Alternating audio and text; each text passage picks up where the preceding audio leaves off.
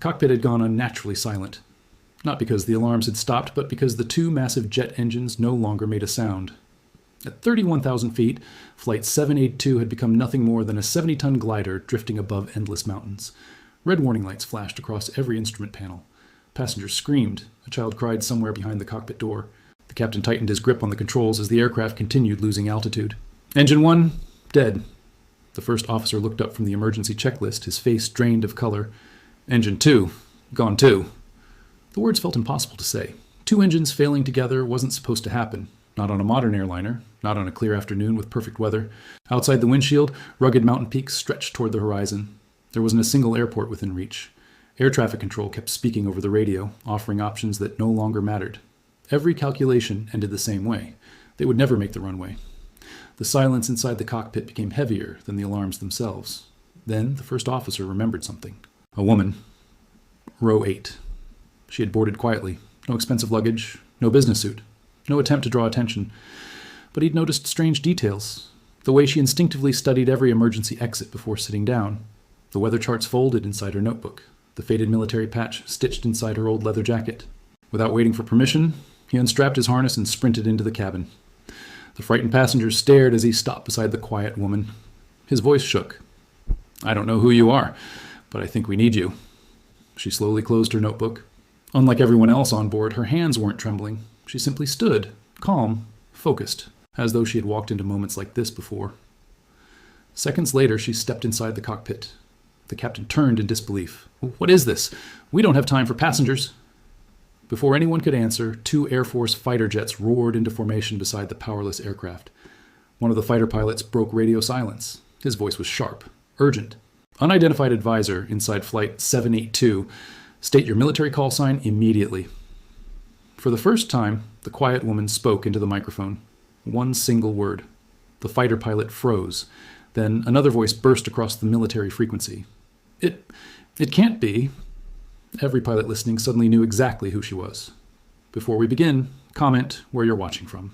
Only 45 minutes earlier, nothing about Flight 782 suggested it would become the story the entire world would soon be talking about. Captain Daniel Mercer arrived at the terminal before sunrise, carrying the same worn flight bag he had used for nearly 3 decades.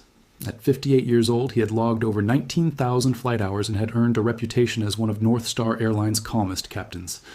Younger pilots often joked that if Daniel was flying, even thunderstorms seemed to move out of the way. His first officer, Ryan Cole, was already inside the cockpit reviewing the flight plan. "Morning, Captain." "Everything looking good?" Ryan smiled. "Clear skies from departure to destination. Smooth winds. Maintenance signed off the aircraft overnight. She's ready to fly." Daniel glanced through the paperwork one final time. Fuel quantities matched perfectly. Hydraulic systems showed normal pressure. Electrical buses were healthy. Navigation systems were fully operational. It looked like another routine afternoon crossing. Outside, passengers slowly filled the boarding bridge, families returning from vacation, students heading back to college, business travelers glued to their phones, an elderly couple arguing playfully over which seat had the better window view. Among them walked a woman who attracted absolutely no attention. Her name was Claire Bennett. She carried a weathered canvas backpack instead of expensive luggage and wore faded jeans, hiking boots, and a gray jacket that looked older than some of the passengers on board. Her dark hair was tied into a simple ponytail beneath a baseball cap. She never looked at her phone. Instead, her eyes quietly studied everything around her. She noticed the emergency vehicles parked near the runway. She counted the cabin exits before reaching her row. She instinctively measured the distance between seats as she walked. Old habits. Habits that refused to disappear. Claire settled into seat 8A beside the window without saying much. After placing her backpack beneath the seat, she removed a small notebook filled with handwritten calculations and a thick aviation reference guide covered in plain brown paper. To everyone else, it looked like an ordinary notebook. Ryan happened to pass row 8 during his final cabin inspection. As he glanced down, one page caught his eye. It wasn't ordinary notes. It contained detailed diagrams of emergency glide paths, airflow patterns over mountain terrain, and handwritten formulas calculating lift without engine power. Ryan paused for only a second. Interesting. Maybe she taught aviation. Maybe she was simply an enthusiast. He smiled politely before continuing toward the cockpit, never imagining that within the next hour, the quiet woman in row 8 would become the only reason every soul aboard Flight 782 had a chance of seeing home again. As Flight 782 settled into its cruising altitude above the western mountain ranges, the tension of boarding disappeared. The seatbelt sign chimed off. Conversations filled the cabin, and the atmosphere became comfortably ordinary. Flight attendants rolled beverage carts through the aisle while soft music played from passengers' headphones. Laptops opened. Movies started. Children pressed their faces against the windows, pointing excitedly at the snow-covered peaks drifting below. To everyone on board, it was simply another flight. To Claire Bennett, it never was. She accepted a bottle of water with a polite smile before returning her attention to the notebook resting on her tray table. Inside were pages that looked more like engineering blueprints than personal notes, hand-drawn aircraft silhouettes, emergency descent profiles, wind calculations, landing sketches. Every page reflected years of disciplined thinking. The businessman beside her glanced over. "You studying for a pilot's exam?" he asked with a friendly grin. Claire closed the notebook halfway. "Something like that." He chuckled. "Bit late for homework, isn't it?" She smiled politely, but didn't answer. Some memories weren't meant for strangers. Looking through the window, she watched the sunlight shimmer across distant ridgelines. The mountains looked peaceful, but her eyes searched for details most travelers would never notice. A thin gray veil stretched across part of the horizon, almost invisible. Almost. She leaned closer to the glass. It wasn't cloud, it wasn't fog. The color was wrong. The movement was wrong. Years of experience whispered a warning, long before her mind fully understood it. She reached into her backpack and removed a small weather notebook filled with handwritten observations collected over countless flights. Comparing today's wind direction with recent weather reports, she quietly made several calculations. Something wasn't adding up. A memory surfaced. Many years earlier, during one of the most dangerous missions of her career, she had flown through a nearly invisible cloud that had scarred her aircraft's engines within seconds. The sky had looked almost identical. Her heartbeat slowed instead of racing. That was how years of training changed a person. Panic wasted energy. Observation saved lives. Claire opened the aircraft's flight map on the entertainment screen. The projected route crossed directly toward the hazy layer. She checked the outside air temperature, the altitude, the wind direction. Everything pointed toward the same conclusion. If that haze was what she feared, every minute carried them closer to disaster. She looked toward the locked cockpit door. Should she say something? How could she? To everyone else, she was simply another passenger in row 8. No uniform, no credentials. No reason anyone should believe her. She slowly exhaled, closed her eyes for a moment, and hoped, more than anything, that her instincts were wrong. Unfortunately, they almost never were. For nearly 10 more minutes, Flight 782 continued north through calm skies, as if nothing in the world could possibly go wrong.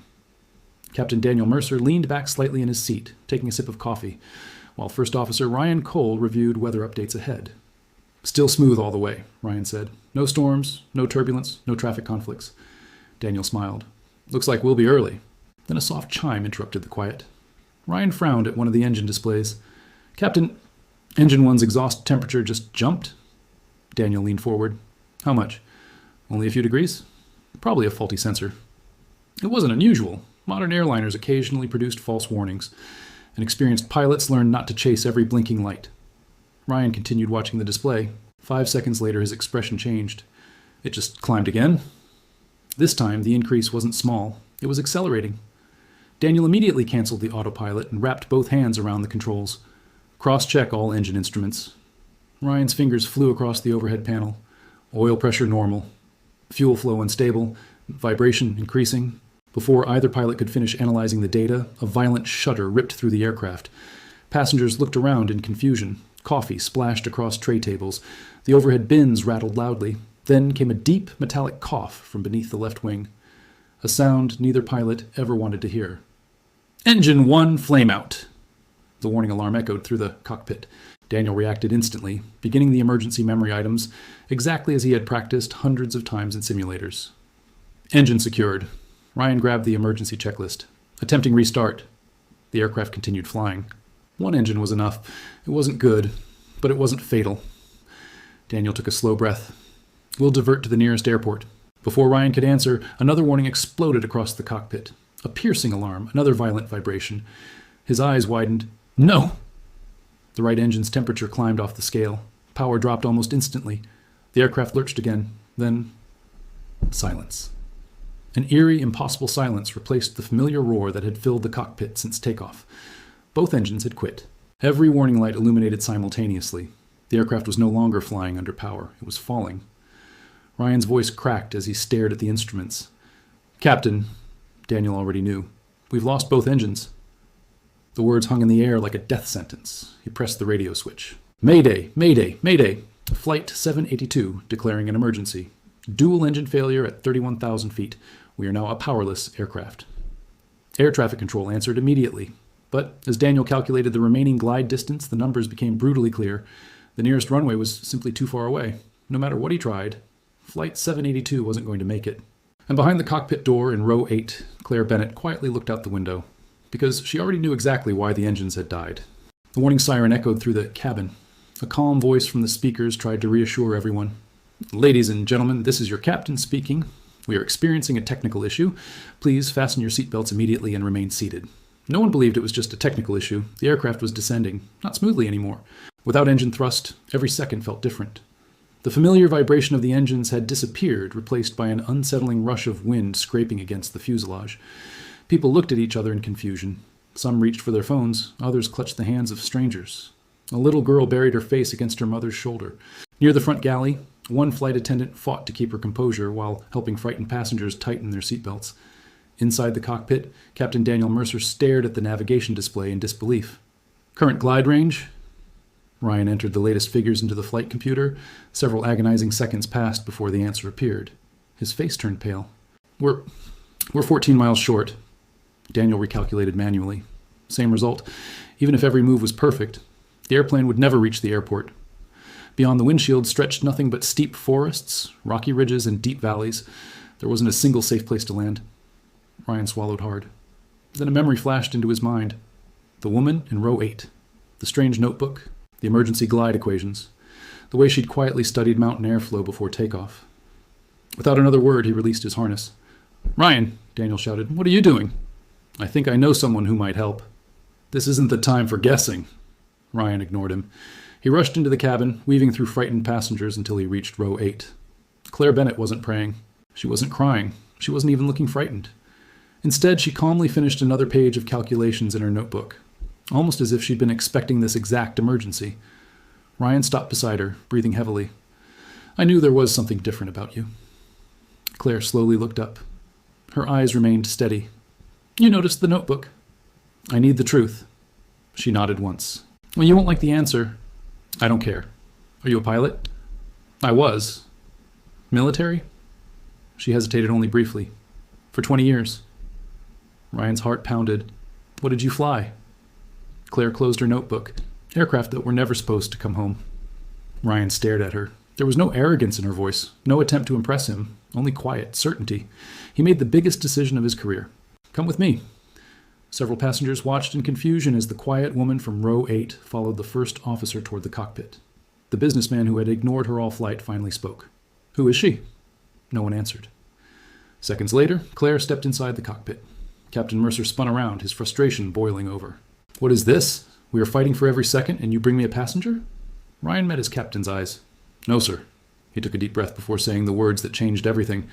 "I think I just brought you our last chance." The cockpit fell silent the moment Claire Bennett stepped through the reinforced door. Warning alarms continued screaming. Altitude numbers continued falling. But for one brief moment, everyone simply looked at her. Captain Daniel Mercer couldn't hide his frustration. "This cockpit is restricted," he snapped. "We're dealing with a dual engine failure, not a passenger complaint." Claire remained calm. "I know." Ryan quickly stepped between them. "Captain, please, just hear her out." Daniel looked at the woman standing in front of him. She wore faded hiking boots, a weathered jacket, and carried nothing but a notebook. She looked more like someone heading to a camping trip than someone qualified to stand inside an airliner cockpit. "You have 30 seconds, Daniel said sharply. Claire walked closer to the instrument panel, scanning every display with remarkable speed. Altitude, airspeed, wind direction, glide path, navigation display. She absorbed everything in only a few seconds. Then she spoke. "You're aiming for Ridgeview International." Daniel nodded. "It's our closest runway." Claire quietly shook her head. "You'll never reach it." Daniel's jaw tightened. "We already know that." "No," she replied. "Oh, you know you'll come up short. What you don't know is where you'll actually survive." Ryan exchanged a glance with the captain. Claire pointed toward the navigation screen. 7 miles east of your current course is Falcon Ridge Airfield." Daniel frowned. "That's been abandoned for years." "It has. It's not maintained." "It doesn't need to be." Ryan quickly searched the database. His eyes widened. "The runway is still listed, 7,300 feet. Daniel stared at the display. "I've flown this route for 29 years. I don't remember ever seeing that field." "Because airline pilots never needed it," Claire answered. Military crews did. She opened her notebook and spread several handwritten sketches across the center console. I trained there. Daniel looked up. You trained there? She nodded. It was one of our emergency recovery strips. Then she pointed toward a jagged mountain range visible through the windshield. And those mountains aren't your enemy. Daniel looked confused. They're your engine now.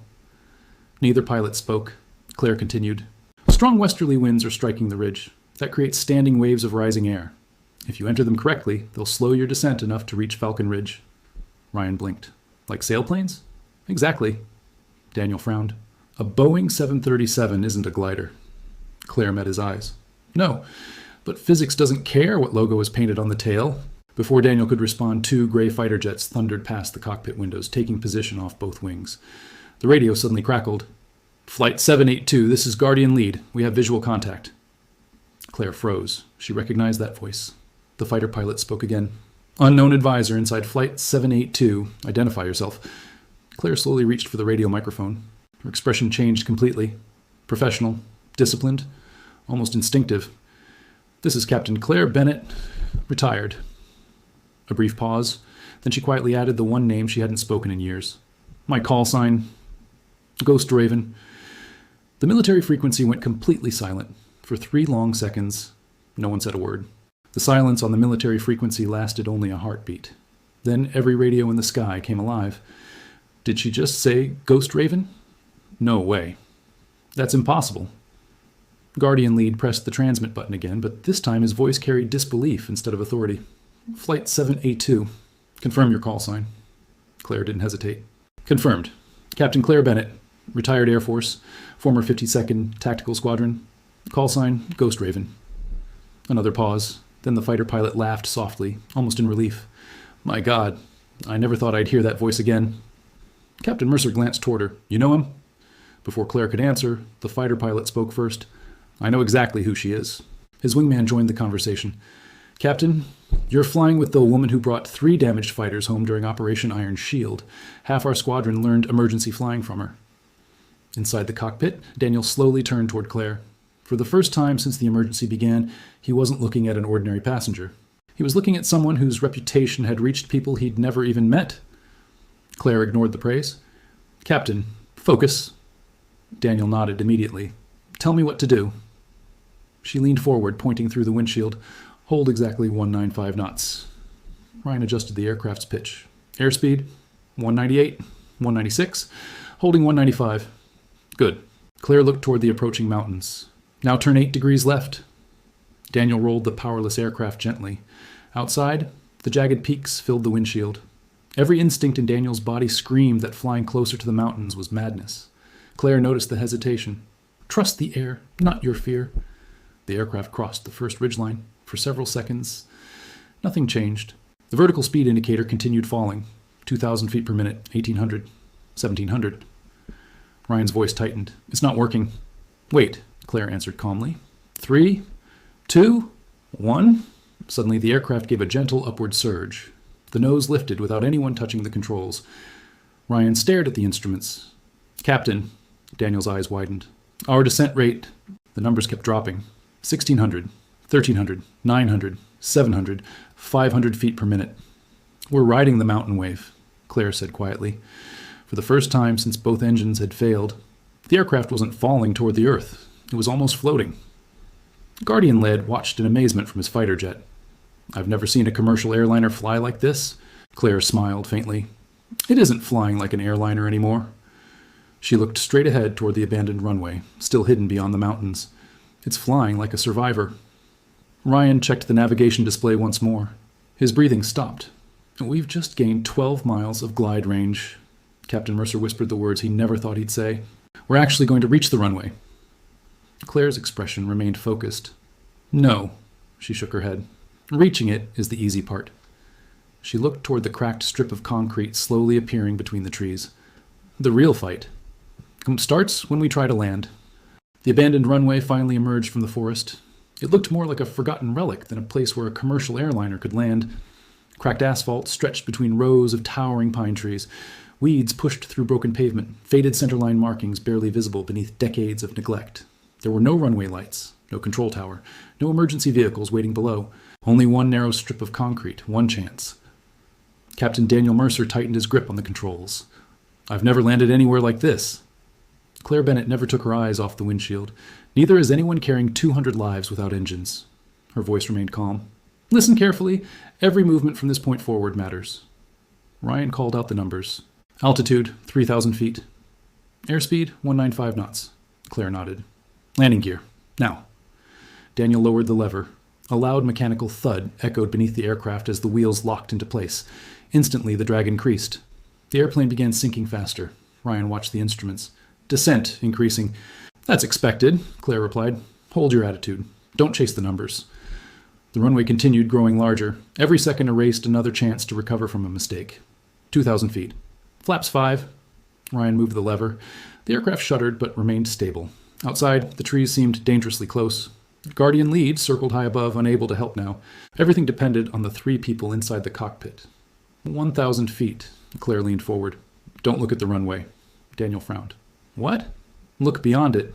Your hands follow your eyes. If you stare at the pavement, you'll force the airplane down. Daniel shifted his focus toward the far end of the strip. Immediately, his control inputs became smoother. 500 feet.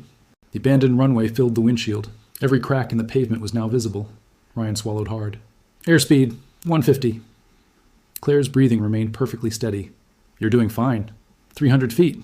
Hold it. 200. Easy? 100. Silence. Even the warning alarm seemed distant now. Only the rushing wind remained. 50 feet. Claire spoke almost in a whisper. Now. Daniel gently raised the nose. The powerless jet floated for one endless second. Then, thump. The main landing gear slammed onto the concrete with bone-rattling force. The entire cabin erupted in terrified screams. Spoilers! Ryan pulled the lever. The wing panels snapped upward. Maximum brakes! Daniel pressed both pedals with every ounce of strength he had. Smoke exploded from the tires. The aircraft thundered down the abandoned runway, shaking violently over cracked pavement. 1,000 feet remaining, Ryan shouted. Still too fast. Trees rushed closer through the windshield. 800! The brakes screamed. 600! The airplane kept rolling. Guardian Lead watched helplessly from above. 400! Passengers clung to their seats, praying. 200! Daniel closed his eyes for the briefest instant. Then, the aircraft lurched one final time and stopped. Complete silence.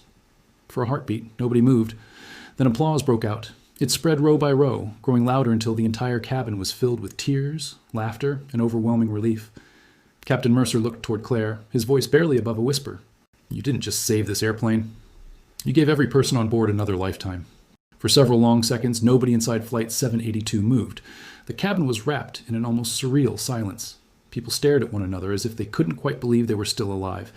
Then reality crashed over them. Someone began crying. Another passenger started laughing uncontrollably.